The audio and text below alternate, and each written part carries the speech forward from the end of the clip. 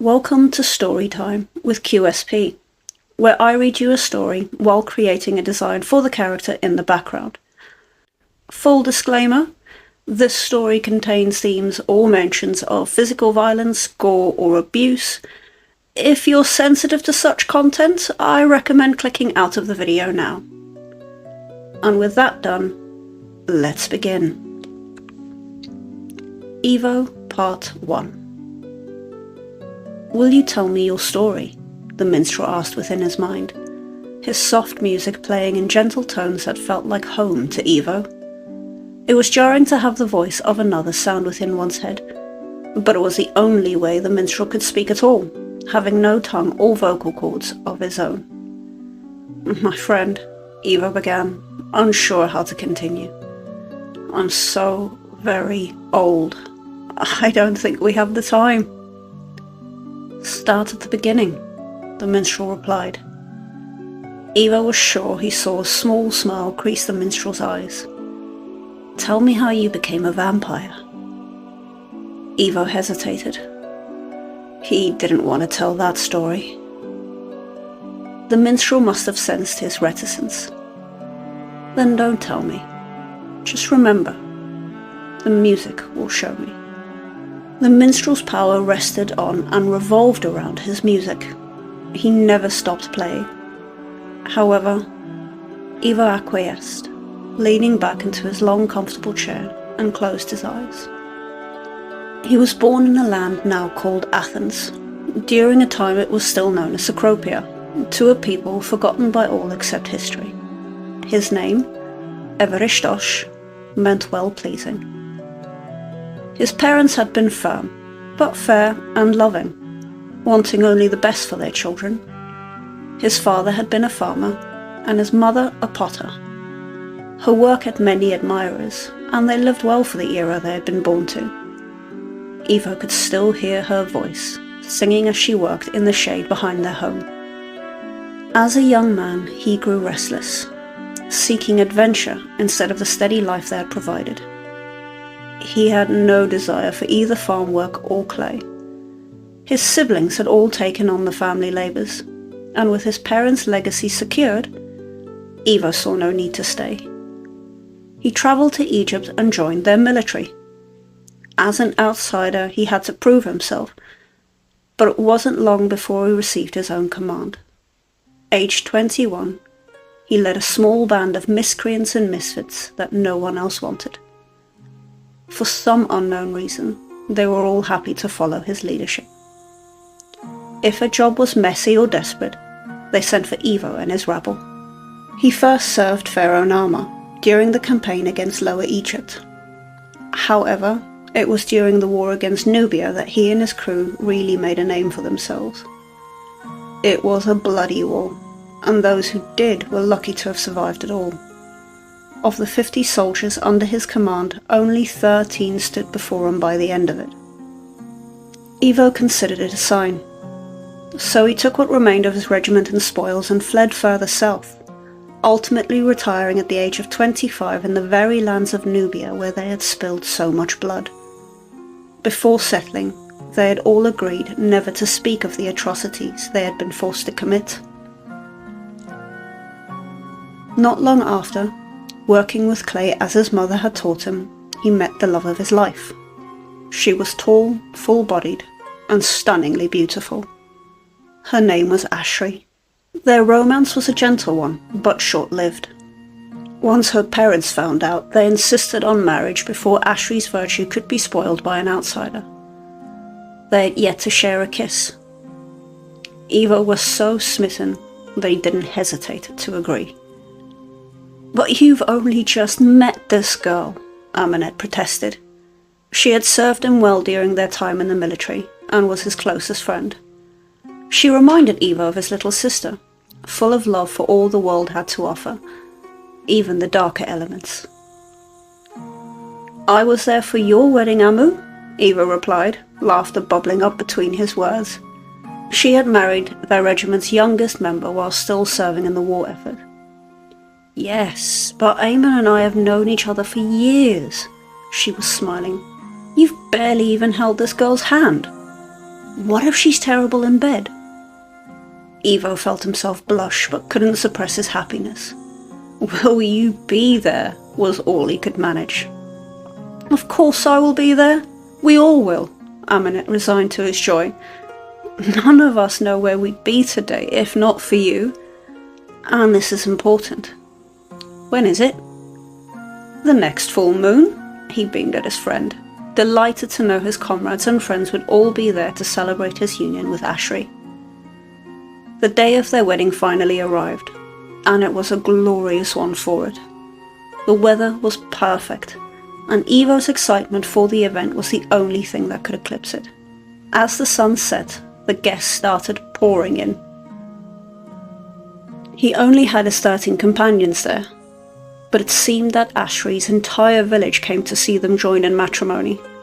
Hundreds of guests were in attendance, and they filled the square in a dense and humid crowd. The children that couldn't make it to the front sat on their parents' shoulders, watching with wide-eyed wonder. Evo stood waiting at the centre. Ashri's grandmother, Mama Appa, stood by his side, ready to perform the ceremony. Music filled the air as Ashri made her way through the parting crowd. She wore a simple but delicate cream-coloured gown that contrasted the midnight of her skin tone. She was even more beautiful than the day they had met. The sight of her took Evo's breath away and sent his heart racing. It felt as if though it would leap from his mouth if he didn't keep it shut. He spared a glance at his friends, each with a drink in hand, who returned his gaze with fond nods and smiles. It seemed odd that no one else was drinking, but Mama Appa had assured him that it was their custom to welcome the groom's family in this manner. It's very potent though, she laughed. They are going to feel terrible in the morning. He breathed a sigh of relief. She clearly didn't know his friends, and just how deeply they could dip into their cups on a night out. Standing beside him, Ashri looked like his personal angel. Her face resplendent with a wide and happy grin. He caught the scent of jasmine and honeysuckle and inhaled deeply. The murmur from the crowd settled just as the moon, full, glorious and tinted blue, beamed through the trees onto the square and all that had gathered there. Mama Appa began. We are here to perform the joining ceremony, a union of blood and labour to span the ages. Evo considered it an odd way to phrase their love for one another, but he knew very little about the culture he was marrying into, and understood he was in for several surprises over the years. He also knew that Ashri was worth it, and that they had plenty of time for her to teach him their ways. The crowd was silent as Mama Appa continued. Ashri, our daughter host, has brought us a man worthy of the joining, a sacrifice to the gods of justice. Sacrifice? Justice? A son bathed in the blood of many victories, destined to be its slave from this day forward. Slave? Evo felt his instincts stir, the hair on his neck standing to attention. He looked at his bride. She was smiling up at him, the same smile that had melted his heart when they first met, and he felt himself relax a little. You've seen too much of war, and now you see danger everywhere. As though she had read his mind, Ashri took his hand, which calmed him further. He turned his attention back to her grandmother. Now we perform the binding. Ashri had prepared him for this step. It was an important part of the wedding ceremony. Each of them had to be bound to then be freed before the crowd. It was a symbolic gesture for the protection they would provide one another. Ashri was first. As her brothers bound her with soft linens at the wrists and ankles, she knelt. Do you take this woman as yours to protect from harm, dangers, and those that would destroy her happiness? I do, Evo replied. Will you release her from her bindings? I will, he continued, gently cutting her free, helping her up once done. He handed her the blade and waited for his turn. Her brothers bound him, but not with the same linens she had been granted. Instead of a loose fit, he felt rough fibres dig deep into his wrists and ankles, and several hands holding him firm. Again his instincts screamed for his attention, this time turning his gaze towards his friends. They were all slumped in their seats. Aminette's cup had dropped from her hands, its contents now spilling into the hard-packed soil of the square. Her eyes were still open, but they had the distant glazed look of a woman who had clearly had too much. Before he could say anything, he was forced onto his knees, and the hair on his head was forcibly yanked to lock eyes with Mama Appa's. "Ashri," her voice sounded flat to Evo, distant and cold. "Do you take this man as yours to protect from harm, danger, and those that would destroy his happiness?" "I do not." Her voice had turned just as cold. What was worse, that it was now laced with a layer of contempt. Focusing on her tone made the reality of her words slow to find their mark. "Will you release him from his bindings?" Ashri laughed and then kicked him hard in the stomach. "I will not," she said, and then spat in his face. "Ashri!" Evo cried. "I love you. What is the meaning of this?" She didn't answer, and just gave him a hateful look as she turned to join her brothers. He looked towards his friends. None of them had moved at all. The look of drunken sloth now appeared much more ominous. It was at that moment he realized he had willingly made himself a fool for love, and his friends were unable to help him. "I'm an idiot." It was futile to resist or attempt an escape in his present situation, bound, surrounded, and alone. He wanted to scream but found himself unable to do even that. A sensation he last experienced during battle overcame him. It only visited him during the most overwhelming of situations, when the odds really weren't in his favour at all. He fondly called the sensation Death's Shadow.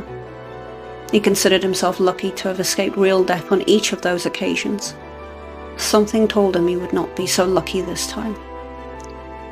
He sighed. His friends were, at best, useless to him, and at worst, dead. He turned his gaze once more upon Ashri, her smile long gone. The hatred resting on her features contorted her beauty and tortured his heart. Unable to bear it any longer, he returned his focus to Mama Appa, squared his shoulders defiantly, and waited. "Do you remember a small town, 8 days' ride north of here?" she asked. He did, and his heart sank. He was unable to reply. "Let me remind you," she was relentless. "On a moon as full as this one, you and those animals snuck into one of our festivals, drugged everyone there, and then proceeded to massacre every last villager." Her voice had risen as she spoke. She shouted her next words. "Do you remember them?" How could I forget?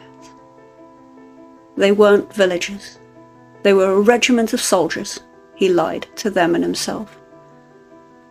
The crowd vibrated angrily, disgruntled shouts condemning him from both near and far. Mama Appa held her hands high to still them. "Did you confuse guardians, women and children for a fighting militia?" It was war. The words felt thin to him. He didn't want to continue, but something within him had wanted to share the story for a long time. "Our commander sent us to clear the way." He felt tears choke him. "He told us they were a military encampment and we were sent in to remove them so our army could proceed further south." Sobs were heaving in his chest as he finished. By the time we realized that he had lied, it was too late. "Why's that? You could have stopped before the killing started." Her words were like ice. "The herbs we gave them," he sobbed. "It kills the mind, and there's no remedy for the damage it does. They would have come to, unaware of their surroundings, of who they were or how to function. They'd have been like vulnerable babes left out in the wilderness, pickings for the animals. Or your army," she concluded his narrative for him, and he nodded in reply. The tears stinging his eyes tasted of salt and regret. "So you slit every last throat there?" He nodded again, now completely incapable of words. She took his face in her hands and forcibly turned his head towards his friends. "Like this?" Behind each of his 13 comrades stood an unfamiliar face steeled with determination, a knife held firmly in one of their hands. He watched as they plunged those knives into the open and vulnerable curves of those exposed throats, spurting blood over their best clothes. Amanette was the last to die, her body jerking violently, spilling her blood down the front of her dress. As her body grew still, the crowd started chanting words in a language he had never heard before. It filled his ears with a loud din that wanted to consume him. As they did, each of the killers pulled a vial from either a pocket or a sleeve, filling it with the blood of their victims.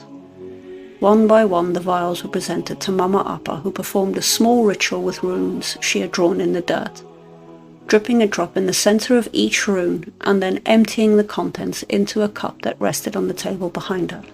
Ashria told them that the cup was for them to drink from when their union was official, as a symbolic end to the ritual of their wedding. It still stung him that she had lied so easily.